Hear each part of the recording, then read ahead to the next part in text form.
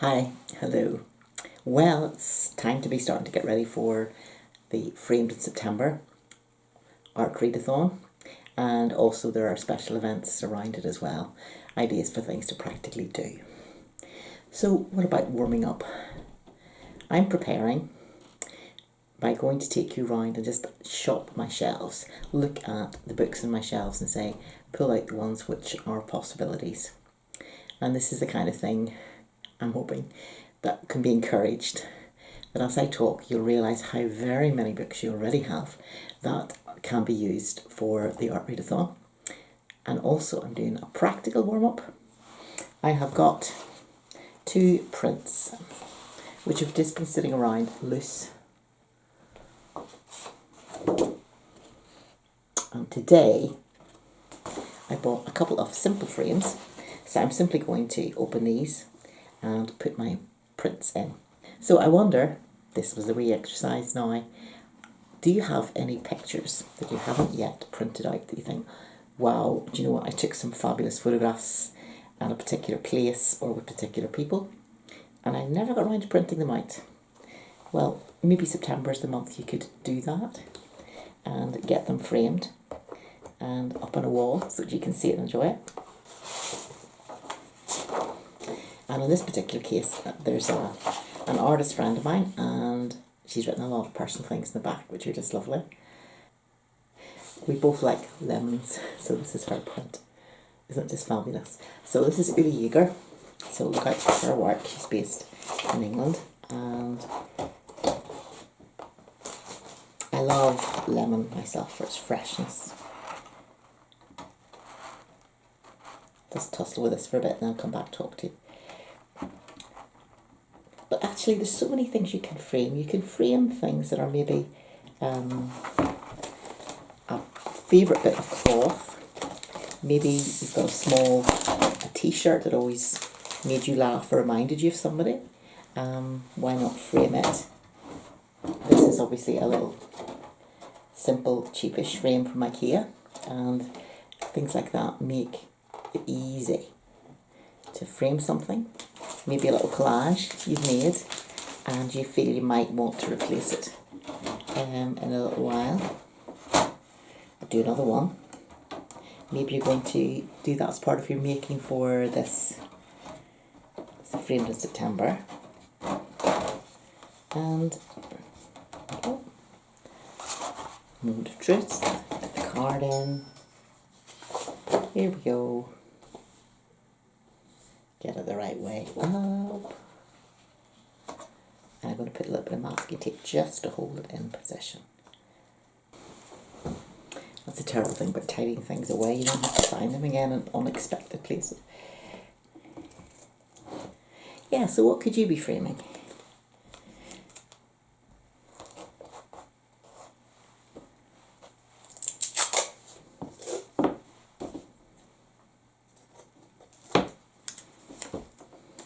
Maybe you could do something as a gift for somebody else. Maybe you've got an embarrassing photograph that was taken a long time ago and you could just get it printed out and give it to the person, framed for a laugh for their birthday. What other things could you do? You could frame a series of postcards that you've got of a favourite place. All sorts of ways. Starting to look hopeful. Let's see how we go. Now this is exactly the kind of thing that I would have been excited by and then put to one side and not got around to doing anything with for a long, long time. I'll put it behind me here where you can see it. Actually, I've never had a picture before put on a piano, but it holds it pretty well. There's a little unexpected thing. And then I've got a larger one to frame now. Now, I just want to clarify that Framed in September, it doesn't mean that if you take part you have to literally frame a picture. We use the words framed in September because so much art is framed. You will have obviously frames on pictures, which we've been talking about, but you can also have framing devices in a book. You can also have parts of the arts and crafts and various creative works that use a frame, an embroidery frame, for example, a tapestry frame to hold the work, or you may have in printing. There's a frame, is what's called for holding the lettering in press in the old style of printing books. So let's have a look at my shelves. I have to say at this point that, like many keen readers, I have got a lack of shelves. So my books are piled in lots of different places, but let's plunge in and look for them. It's a wee bit like going on safari to find something. You have to kind of hack your way through the jungle of all the books piled atop each other and what's going on and the general stuff of life. But we will find, I'm sure we'll find some art books in here if we look. Irresistible. The Sound of Painting, Music in Modern Art. I'm really looking forward to reading that. September could be my month for that. Here is an autobiography I totally recommend. My Heart Is This, Tracy Emin on painting. And she was known for quite a while as somebody who stirred a lot of trouble and things, but she's come into her own as somebody who says some of the most wise and deep and profound things about art. And I thoroughly enjoyed this book. I would totally recommend it. And if you have felt, oh, she's a bit of a wild child of art, I'm not quite sure, give her a chance, read this book, because you'll find she's just so engaged in it fully. This is a book I'm always reading, Daily Rituals, Women at Work. It's about how you get the time to be creative. So that might be a question that's on your mind coming into this season of reading. How do I get time to be creative?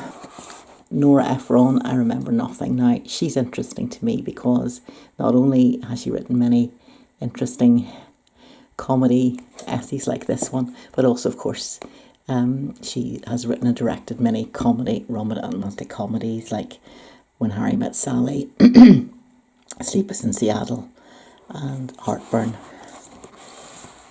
Modern Scottish Women. I recently came across this in a charity book shop, and it's the kind of glorious book that you probably wouldn't afford except in a second-hand bookshop.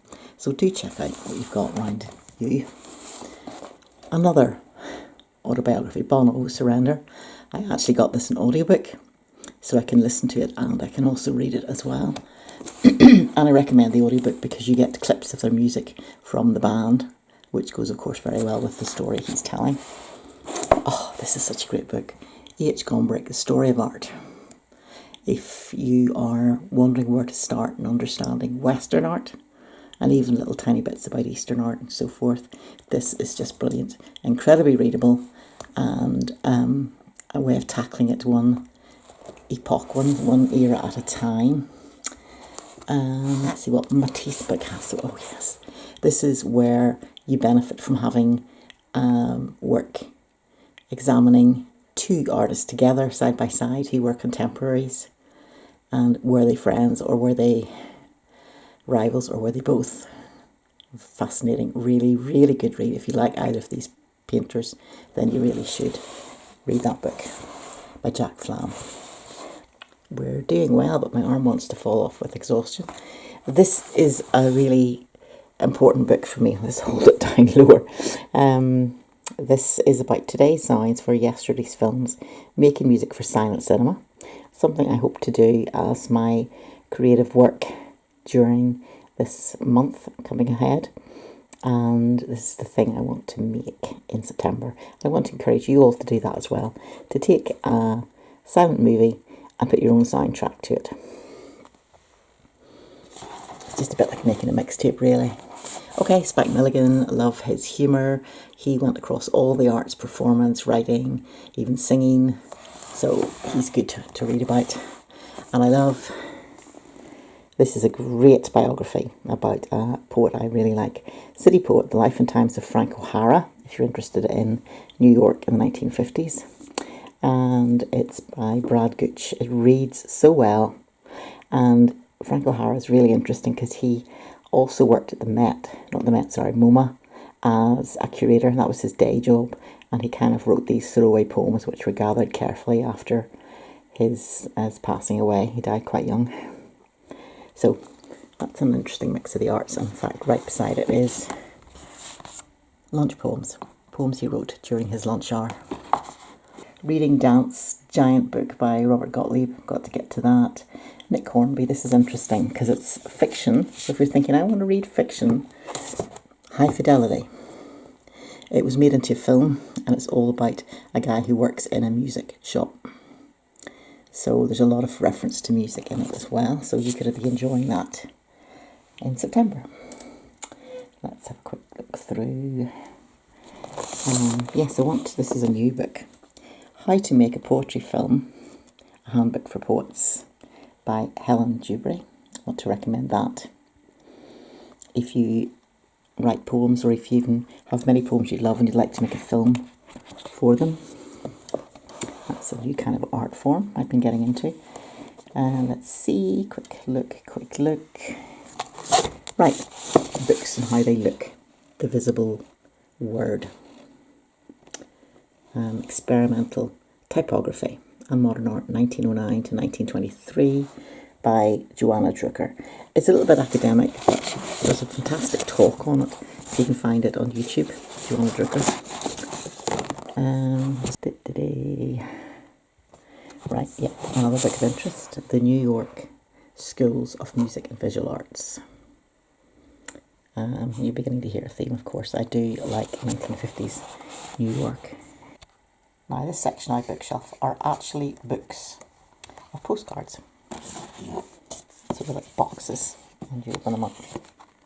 And these postcards, you can write something fresh and funny on, make a comment, amend them, which is what I tend to do. So that might be a fun thing you might want to do. I want to recommend this book, highly romantic moderns, English writers, artists and the imagination, from Virginia Woolf to John Piper. And it's a Thames and Hudson book, which is always a good sign. And it's been developed from somebody's thesis, so a huge amount of research has gone into it, and there's a lot in it about the English kind of country house and the idea of living in the country and so forth.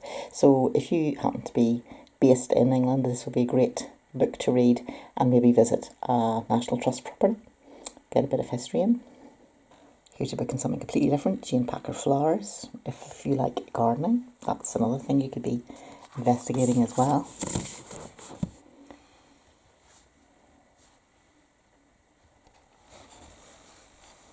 I have got some wonderful interior decorating books about colour, and that could be a fun thing to do. Trish Gill on colour. That's a particular interest of yours. I love this one, Vital Colour. It's quite an old one, but it's got some pretty amazing colourways in it. Chanel, a book on Chanel. I recently, I think, made a video about this because I got this in a charity bookshop and was delighted to get it. Also a little grouping of books on cooking, which is another kind of art form, especially presentation.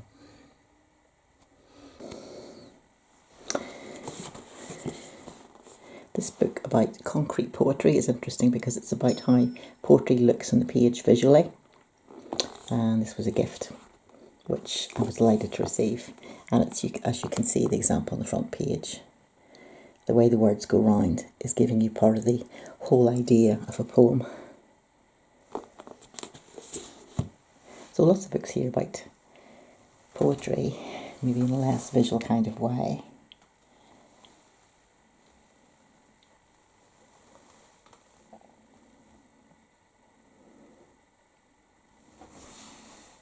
Oh yes, Mary Portas. It's going to cause a landslide to see this, but let me just leave it where it is. I shop, therefore I am, well known for completely leading the way on how shops should display their merchandise in their windows to attract more sales. Okay, let's see how we do here. Another bookshelf. I've put the camera on the tripod so it should be less sick making and jerking around. Right, Ways of Seeing, John Berger.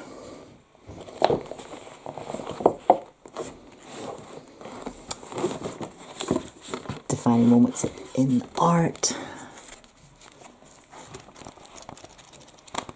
lots of art all together in one book to flick through. Creator's Handbook. Robert Hughes, Nothing's Not Critical. God in the Gallery, A Christian Embrace of Modern Art. The Modern Art and the Death of a Culture. Two great cartoonist examples.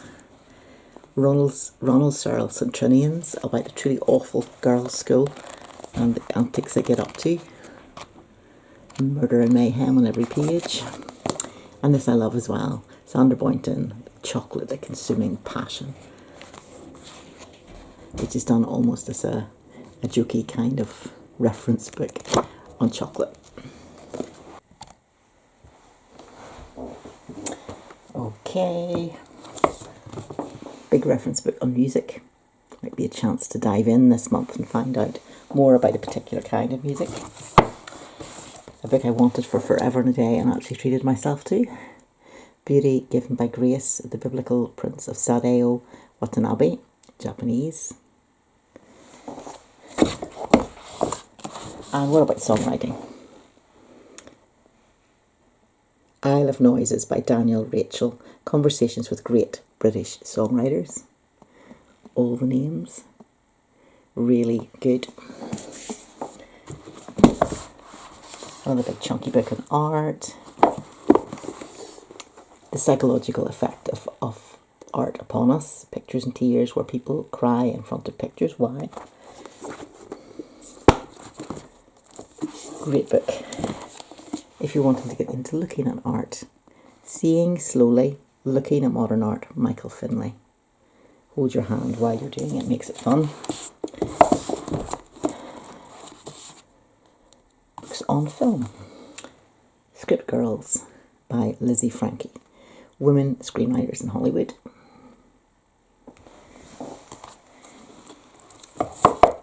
A book on screen adaptation by Impure Cinema by Deborah Cartmel and Imelda Wheelahan.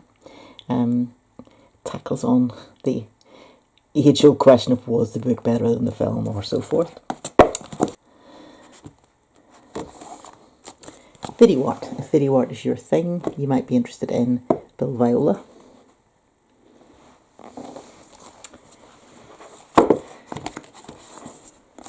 Real Women, Pioneers of the Cinema. This is now quite an old book by Ali Acker, but it's still referred to by many of the more recent books on women in film.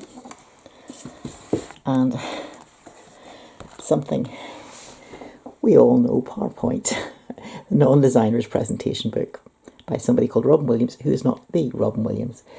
But I'm sure you have got ideas or even examples of presentations you've had to sit through at work at some point.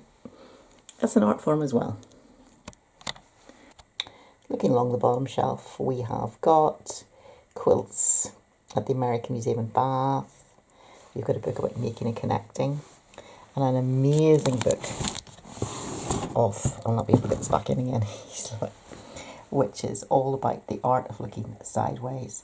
And a graphic designer that I knew just said this was a book that constantly gave him ideas. He could open it and look at that. A book here about creating your own sketchbooks for embroiderers and textile artists by Kay Greenlees. A book about quilts, material obsession, big chunky book on art, book about U2 and their shows, which is quite fun. It must be worthwhile putting it aside, but I suppose that would be hard to see. The Shock of the New, and New York is a book about interior design, so that's that shelf. Okay, next bookshelf is mostly about writing, so it's going to be less visual. Let's see, but you can also think about a book and compare it to how it's made as a film and it's what's been happening with it since. So there, for example, is Fahrenheit 451 by Gregg Bradbury. And you could use that as an example to think about science fiction, how it is portrayed in books and on film. Try the next shelf. Oh yeah, Hitchhiker's Guide to the Galaxy, the actual radio scripts. So if you've got scripts of favourite radio programmes or you listen to recordings. This is by S.J. Perelman, who's most famous for writing for the Marx Brothers and being a humorist in America. And oh yes, Vermeer. This was a book I came across this year. Andrew Graham Dixon, and there are many theories about Vermeer. He has formulated a really interesting one, which is that the books, many of the pictures were actually designed to be shown together and contrasting, and they were to form a basis of contemplation. Now this book is quite a big one, but trust me, the first third or so is about the background, the political background of the upheaval in Holland at the time, and you can skip that, but the rest is incredibly well worth hearing. This is just a little book on William Scott, Northern Irish and UK painter. Obviously very simple forms but delightful. Let's see, what else we got? We go down, then we come to another shelf of art. We've got Bloomsbury Needlepoint, a book about David Hockney. He's recently passed away. There's going to be a tremendous release of books on him, I think, in the next year or so. We may have some already. The Pythons, that's quite fun. Big chunky book which I got in a second-hand bookshop for about £6. Huge, it's deep, lots and lots of pictures, and that's something you could be maybe thinking about. And I also got Terry Gilliam's autobiography, just across all the arts, obviously with his animation as well as their film work. And these are my shelves of fiction. There's nothing much here so much to do with art, unless you want to again think about classic books and how they've been made into films. Lots and lots of P.G. Wodehouse books, who also wrote a lot of musical lyrics as well in his day. So, you know, the arts cross over. Here's another book about Spike Milligan. You can tell he's a favourite of mine. Let's see, what else do we have here? Just books. Oh yeah. This is a book about food criticism, about restaurants. A.I. Gill, Table Talk. Sweet and sour, salt and bitter. A very famous food critic. That is an art form as well. You're talking about a different kind of sense. And then we're back down to some more films. I think that's enough for now.